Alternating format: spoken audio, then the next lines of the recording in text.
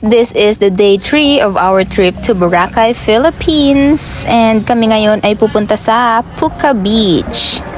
Kung mapapansin nyo guys, ay puro e-trike yung mga nandito. Yes, correct. E-trike talaga ang basic na transportation na magagamit dito. That is just one of the great things dito sa Boracay. Para na rin malesen ang air pollution. Ang isa pang binabanggit ko ng paulit-ulit sa inyo, 'di ba, na napakalinis dito, which is true dahil talaga nakasegregate yung mga basura nila. Well-disciplined ang mga tao dito, kaya naman ang ganda-ganda ng kapaligiran, guys. At nandito na tayo sa Puka Beach. So, isa sa mga spots na dinadalaw talaga sa Boracay. At this moment ay nagpakuha kami ng group picture dito sa arc ng Puka Beach and binili na rin namin yung printed na picture. Sobrang ganda niya guys, for souvenir. At hindi mawawala ang pa-drone shot.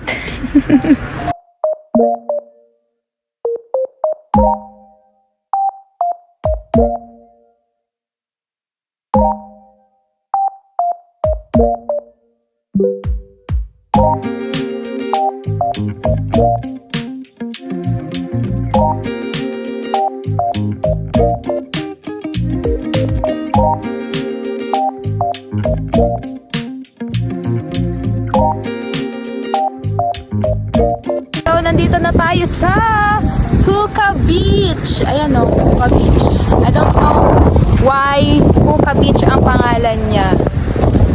Ayan, diba? Nasa ibang dimension na naman tayo ng Boracay. Puka Beach. Grabe ang hangin dito mga ben.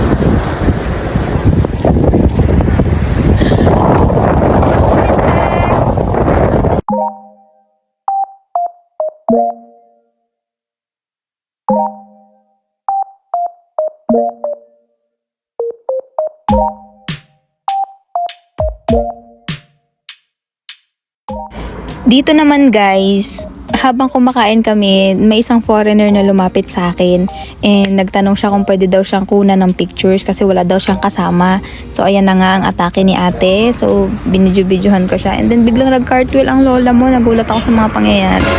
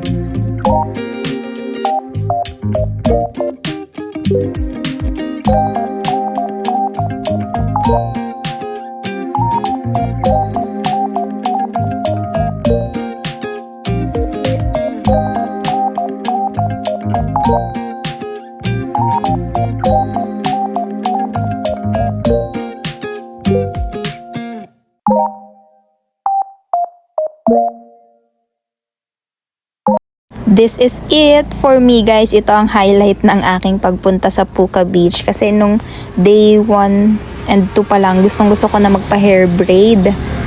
Pero sa Puka Beach lang pala ako mag-braid. Yung 4 lines na yan guys, dapat talaga iba't ibang color yan. Nagpumili ako ng red, green, yellow, and aqua blue. Pero by the end, naisip ko na baka magmukhang color game ako. Kaya 1 color na lang yung pinili ko.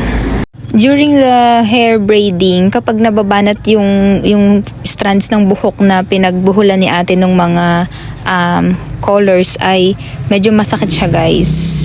Kaya nga feeling ko after nyan, tabingin na yung mukha ko, parang nabanat yung mukha ko. At syempre ginusto ko yan, kaya naman pinanindigan ko na. And nakita nyo naman, sa sobrang excited ko magpa-braid ay hindi ko na natanggal yung mga buhangin sa mukha ko. After nga ma-braid nung buhok ko guys, feeling ko mukha na akong android. Kasi parang mga wires yung naging itsura nung braid dito sa kabilang side. Kaya feeling ko parang na akong android. Kaya tawang-tawa ko sa itsura ko. Parang sabi ko parang hindi naman bagay. And we're down to the last line. Sige, tuloy lang ang laban. Go mo lang yan. Gusto mo yan ha, 'di ba? Sige.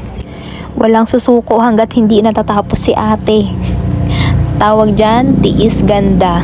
Tiisin mo ang mga sakit na dinanas ng iyong mga anit. And ate is down to the last line. Ayan na guys. Tapos na nga ang hair braiding na naganap. Ayan na guys. Mukha na ako